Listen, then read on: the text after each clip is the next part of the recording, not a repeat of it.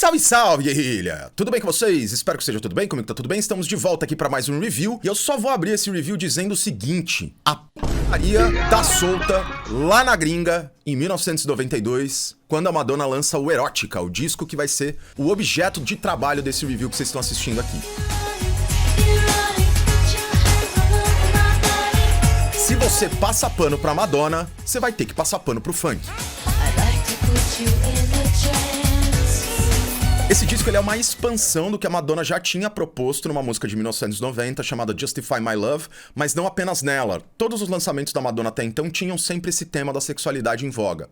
Nesse disco é o disco em que ela vai expandir essa personagem que ela desenvolve que a gente vê no clipe de Justify My Love, que é a Dita. No geral, as letras todas são relacionadas ao tema principal do disco, que é o erotismo, só que não é só isso. Em alguns casos ela vai deixar claro que isso é um tema guarda-chuva. Abaixo desse assunto existem vários temas, subtemas que ela vai trabalhar. Ela vai abordar questões familiares, ela vai abordar fetiches, ela vai abordar homossexualidade, ela vai abordar o BDSM, vai abordar abuso de drogas, misoginia, entre várias outras coisas. Um dos temas fundamentais desse disco é a relação entre ele e amigos e parceiros da Madonna que tiveram HIV/AIDS e morreram em consequência disso. Ou seja, esse é um disco em que ela vai buscar dialogar com boa parte da base que ela tem de fãs, que é a comunidade LGBTQIANP+.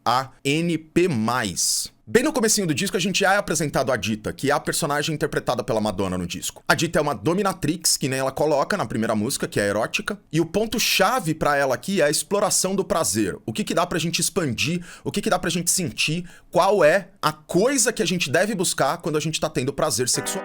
Só que a relação da Dita com o sexo, ela é sempre multifacetada. A Dita não tem uma cara só. Às vezes ela vai agir como dominadora, como em Erótica, por exemplo. Às vezes como dominada, em Fever, por exemplo. Em outros casos, ela vai falar de decepções amorosas que ela teve. Em outros momentos, não é mais a Dita que tá falando. É uma personagem nova que a Madonna vai trazer, que vai personificar ali algum amigo conhecido dela. É multifacetado e, de novo, fundamental você entender isso. Em algumas músicas, como Bye Bye Baby e Waiting, a gente vai ter uma relação entre a personagem principal, que às vezes dá a sensação de que é a própria Dita, às vezes não, e que essa personagem principal, ela também tem romances, casos amorosos, que ou não dão certo porque essa pessoa precisa ser livre de um relacionamento que tá sendo abusivo pra ela, em outros casos, ela é a pessoa abandonada, uma vez que a pessoa que ia encontrar com ela ali não tá ali, e isso mantém ela sempre numa espécie de expectativa. Em Deeper and Deeper, que na cara dela já traz um trocadilho muito evidente, cada vez mais profundo, né, o trocadilho, a gente ouve um outro personagem, um personagem que parece se esconder ou fingir ser quem ele não é, como se ele estivesse usando máscaras naquele momento. E essa música também tem uma citação da música Vogue, uma música da Madonna que tinha ficado já muito famosa com ela em anos anteriores. Em outras letras, por exemplo, ela vai misturar passagens mais explícitas em que ela vai falar do sexo de uma maneira direta com outros elementos figurativos. Where Life Begins é um ótimo exemplo disso. Tanto o duplo sentido do título, né, onde a vida começa no ventre da mulher, uma vez que todo mundo começa a beber, né, é assim que funciona. Se quiser sim, mano. Aliás, se você acredita em cegonha, e aí eu já não sei exatamente qual que é o rolê. Uma coisa é uma coisa, outra coisa é outra coisa. Falando de biologia e ciência, a ideia, a proposta aqui é dialogar com isso, e além disso, em alguns pontos da música, a gente tem frases como I think it's beginning to rain, ou Go down where it's warm inside, falando e fazendo alusões ali, sei lá, a Madonna tá se umedecendo por conta de alguém, enfim, rolar aquele tesão mesmo, tá ligado? Isso tudo com a proposta do sussurro, a frase, as frases, os temas, as linhas que ela coloca e ela tá sempre sussurrando nos nossos ouvidos, você fica meio que tipo, pô, mas que é isso que tá rolando? Que essa, assim. E a sensação geral é de que é algo, sim, sexual, de que ela tá fazendo ou falando com quem tá fazendo sexo. A gente também vai ter uma música como Bad Girl, por exemplo, que vai ter ali algumas alegorias com o BDSM, o próprio Bad Girl, né, uma menina má, you've been a bad girl, e por isso, sei lá, ainda assim você merece, entre várias aspas, apanhar, dá pra gente fazer essa leitura, mas nessa música em específico também tem um diálogo da Madonna com o abuso de drogas, falando tipo, olha, quando eu tô sozinha, agora que você me largou e eu tô sozinha, eu não consigo mais ser boa pra mim mesmo. Eu fico me autodestruindo, porque eu não tenho você. E essa espécie de trocadilho, esse jogo de palavras que a Madonna faz, vai estar presente também em músicas em que a gente tá ouvindo, por exemplo, uma personagem vingativa, como é o caso de Thief of Hearts, que tem mais ou menos aquela mesma ideia de que a gente falou de Jolene, quando a gente fez a análise, eu e a Maristela Rosa aqui nesse canal, que tá lá pra você que é membro, a gente fez a análise do disco da Beyoncé, Cowboy Carter, e nesse disco tem a música Jolene, que tem esse diálogo com essa música da Madonna, Thief of Hearts. Não que essa seja Jolene, mas o que eu tô tentando trazer é a personagem que tá ali falando de uma outra personagem que rouba corações das pessoas que ela ama. E existe sempre meio que um tom de ameaça a essa outra mulher que tá roubando esse cara dela. Mas também, ao mesmo tempo, de novo, existem os duplos sentidos. Uma das frases da música é quantas lambidas vão levar pra que a gente consiga mudar essa situação, né? Então também tem esse diálogo sexual dentro da temática do disco, de forma geral. A gente então vai na sequência pra Words, que vai se conectar com outras músicas que se dirigem ali a relações amorosas. O ponto é que o antagonista da personagem principal tá sempre prometendo, jurando, falando coisas que são só palavras, elas não têm peso, elas não carregam sentimento. São palavras pra fazer a protagonista se sentir um pouco melhor, mas que quando ela de fato confia nessas palavras, ela sempre tem alguém passando a perna nela. Na sequência a gente vai pra Rain, que talvez seja a música mais famosa do disco, uma das músicas mais famosas do disco.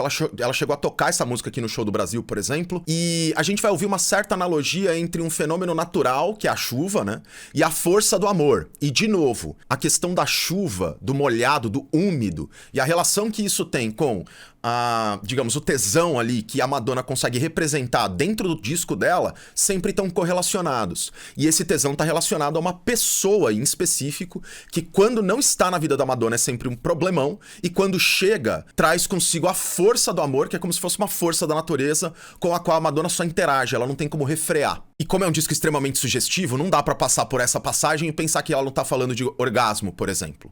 Ou que ela não tá falando de ejaculação, por exemplo. O tema tá aí. A metáfora tá aí. Basta você olhar com cuidado que você vai enxergar. Why Is It So Hard, que é a música que vem depois, vai bem num caminho de falar sobre relacionamentos homoafetivos que precisam ser escondidos na sociedade, porque o preconceito é muito grande. Então é a coisa de tipo, por que é tão difícil a gente simplesmente amar as outras pessoas? Por que é tão difícil a gente aparecer na rua amando outras pessoas do mesmo sexo? Qual é o problema disso? Esse é o ponto dessa música e eu acho que a Madonna consegue dialogar muito bem com essa questão, transformando a música quase numa espécie de música de protesto, meio What's Going On, assim, do Marvin Gaye lá, Antigona, Brothers and Sisters, nesse caso aqui falando especialmente das pessoas, né, os irmãos e as irmãs que são homossexuais, fazem parte da comunidade. Então existe esse diálogo e existe essa intenção quase que direta de música de protesto, entre várias aspas, tá? De novo, muitas aspas aqui. O que a gente tá falando de protesto é a Madonna esfregando na cara da sociedade por que é tão difícil a gente respeitar o amor entre duas pessoas do mesmo sexo. In This Life, aí sim a gente tem um tributo da própria Madonna, falando da própria vida dela, não é mais a Dita, não se trata mais da personagem,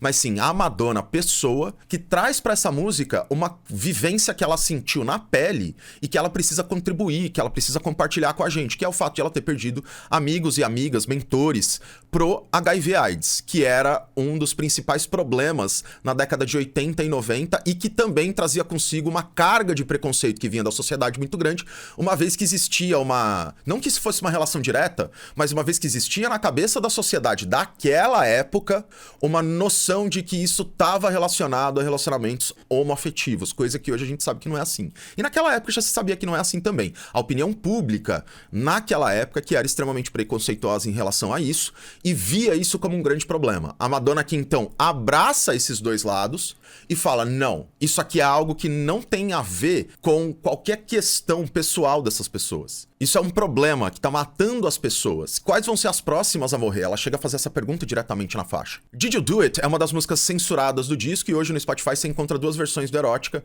Na versão apenas com as letras lá, que tem o Parental Advisory e acho que eles chamam de ou é Extended ou Explicit, né? Explícito. Vocês vão ter essa música. Essa é uma das músicas em que a gente vai ter um diálogo entre a Dita e o André Betts, né? O Dre, que é um personagem que vem aparece e dialoga falando das relações sexuais que ele teve com a Dita. Uma delas na limusine e outra delas em outro lugar, assim. E meio que aquela coisa de tipo, nossa, mano, a gente já fez várias putarias juntos e foi da hora pra caralho, e ela é foda, porra, e foi mó tesão. Meio que nessa vibe, assim. E isso faz com que a música seja mais descontraída, principalmente vindo depois de uma música tão pesada quanto a anterior. O disco então vai fechar em Secret Garden, que vai mostrar uma personagem que entende o amor como sendo algo extremamente complexo e que vai exigir dela uma busca incessante, sempre atrás de alguém que vai se encaixar ali numa perfeição quase que celestial, quase que divina. Um personagem que consegue entrar nesse jardim da Madonna é um personagem que ela vai sim venerar num determinado momento, porque aquele espaço que existe ali é um espaço onde existem paradoxos, como por exemplo uma rosa sem espinhos, que é algo que ela coloca na letra. Então é meio que uma idealização, um espaço idealizado mesmo que a Madonna coloca na cabeça dela, em que ela tenta encaixar pessoas perfeitas e que ela nunca vai descobrir, porque sempre a rosa vai ter espinhos, sempre uma pétala vai estar dobradinha, sempre vai ter um problema ali que vai impedir com que ela chegue e se conecte com essa pessoa de uma maneira mais direta e mais até interior, assim, dela com ela mesma, o que ela pensa sobre aquela pessoa, dela com ela mesma. Você que tá assistindo, se inscreve no canal, seja membro para assistir as lives inteiras e pegar as análises exclusivas, e não se esqueça de colar no nosso Discord, não se esqueça de fazer a porra toda que vocês fazem aí, tá? Agora eu vou tomar um gole lá. Os grooves e beats desse disco, eles vão traduzir muito bem a relação entre o pop dos anos 90 e os elementos que vêm do R&B dos anos 80 e 90 também, como o funk e o soul. Só que o disco não para aí. Ele também vai fazer isso dialogar com o dance e com o eletropop, por exemplo, que estava rolando também no final dos anos 80, começo dos anos 90, trazendo elementos de dance ou de techno, por exemplo. E isso faz com que as músicas do disco, pelo menos, tenham sempre esse tom dançante. Sempre você vai ter um movimento ali, tirando as músicas mais lentas. Em Thief of Hearts, talvez o melhor exemplo disso, a gente vai ter muito claramente os elementos de dance, os elementos de techno, os elementos da música eletrônica aparecendo e tendo proeminência na construção sonora da música. O trecho instrumental de Deeper and Deeper chama muita atenção também, porque ela traz elementos de flamenco do nada e tenta misturar eles com a linguagem sonora do disco, e a mistura final é muito foda, é uma construção muito interessante e sobreposição de estilos, assim, muito interessante, muito criativa por parte dela e por parte do produtor. E pra quem tá se perguntando quem produziu, além da Madonna, produziram Shep Pettibone e produziram Andre Betts. Essas 3 pessoas foram as pessoas envolvidas na produção do disco. Também vão ter algumas transições sonoras que são muito interessantes, como a transição entre linhas melódicas cantadas e sussurros, especialmente em músicas como Erótica, Where Life Begins, Waiting, Thief of Hearts. Todas essas faixas vão trazer esse elemento de sussurro e canto, com o qual a Madonna vai dialogar. Tem um ponto que é interessante, que é o fato de o MIDI ser horrível. Aí já desandou, né? E aí você tem meio que a sensação, assim, de tal... Sabe quando você assiste filmes de sci-fi dos anos 80, em que você olha um efeito gráfico, assim, e você fala, meu Deus, que tosqueira? Meio que mais ou menos é isso, só que é charmoso. Será? Esse é o ponto do disco. Você tem que assistir, ou melhor, você tem que ouvir esse disco com os ouvidos daquela época. Se você faz isso, os beats são muito bem construídos, porque existia de material sonoro na época, a Madonna estava usando do bom e do melhor. O fato de a gente ter uma tecnologia que aprimorou essa sonoridade não tira o mérito desse disco de ser um disco extremamente interessante do ponto de vista sonoro e, de novo, charmoso. Esse disco ele também vai usar vários samples calcados sempre nos estilos principais apresentados. Propostas na bateria vão juntar o funk e o soul e vão fazer também com que a Madonna dialogue com um pensamento pop dessa época. Como falei, do ponto de vista vocal, a gente tem essas transições entre sussurro e linha melódica, mas mais do que isso, a Madonna consegue executar esses 2 pontos muito bem. Então ela conduz a gente nas músicas a transitar entre uma coisa e outra. Isso é muito bem construído no disco e faz com que o disco tenha uma força muito grande quando você o ouve, porque é como se você estivesse ouvindo como se a Madonna estivesse contando uma história pra você, saca? E nessa história vão ter momentos em que parece que vai entrar um narrador pra falar sobre o que tá rolando. Em outros momentos vão ter ali partes da história onde de fato tem uma personagem principal que tá falando sobre o que ela sente. Tudo isso tá dentro da proposta sonora do disco também. Pra mim, um dos beats mais interessantes do disco é de Rain, por conta das transições que existem dentro do beat por baixo da voz da Madonna.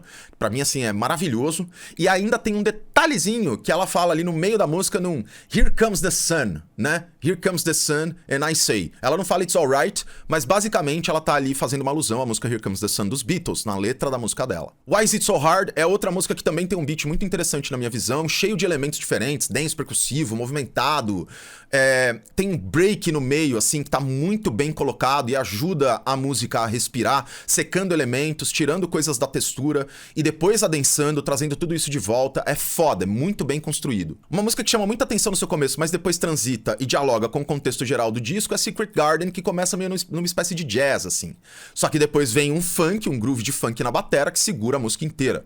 Esse elemento é fundamental, de novo, pra fazer com que o disco respire um pouquinho e dê pra gente um pouquinho mais de tempo pra entender o que tá acontecendo por trás de cada elemento que o beat tá trazendo, que a linguagem ali do instrumental tá trazendo pra gente ouvir. Então, ó, primeiro, não se trata de um disco perfeito. Você não tem noção, não? Preciso dizer isso aqui. Não, fãs da Madonna, sinto muito. Não se trata de um disco perfeito. Para de mentir. Nem impecável. O que eu tô assistindo? Vão ter coisas ali no disco que vocês vão ouvir e não vão achar tão interessantes assim. Pelo menos eu não achei tão interessantes assim. Especialmente porque o disco é muito longo. As músicas são longas e o disco tem 14 músicas. Então, em alguns pontos, tem uma certa monotonia, assim. Alguns pontos a coisa fica repetitiva demais e algumas codas, alguns elementos que estão ali no final da música são muito alongados. E por isso o disco tende a ser um pouquinho arrastado em alguns momentos. E eu já vejo diferente. Isso não é um grande defeito, mas isso também faz com que às vezes você tenha uma certa vontade ali de pular uma faixa ou outra. Só que isso não deve destruir a sua opinião do disco e nem a minha, porque o disco não é só exatamente a condução que ele faz. Por trás disso tem as interpretações e os temas que juntos são muito bem construídos e muito bem encaixados. As letras são instigantes, elas são cheias de metáfora, duplo sentido pra caramba, e isso faz com que a gente, de certa forma, seja ajudado a encarar o álbum inteiro, saca? Essa temática é o ponto principal do disco, e é isso que dirigiu a minha escuta e que eu sugiro que dirija a sua escuta também. Guilherme, por que eu deveria ouvir esse disco? Porque é um dos melhores discos da música pop nos anos 90. Simples assim. Minhas músicas favoritas do disco são Erótica, Bad Girl e Thief of Hearts. E pra mim esse disco é um Si com sétima maior. Descasso, muito bom, você deveria ouvir. E é isso. Acho que falamos tudo. Não se esqueça de novo de se inscrever no canal, não se esqueça de ser membro do canal, porque sendo membro, você consegue assistir as análises completas, você consegue assistir as lives e os VODs, e além disso você ajuda esse projeto a continuar. Beleza? É isso. Tudo nosso, nada deles. Depois de nós é nós de novo. Tchau.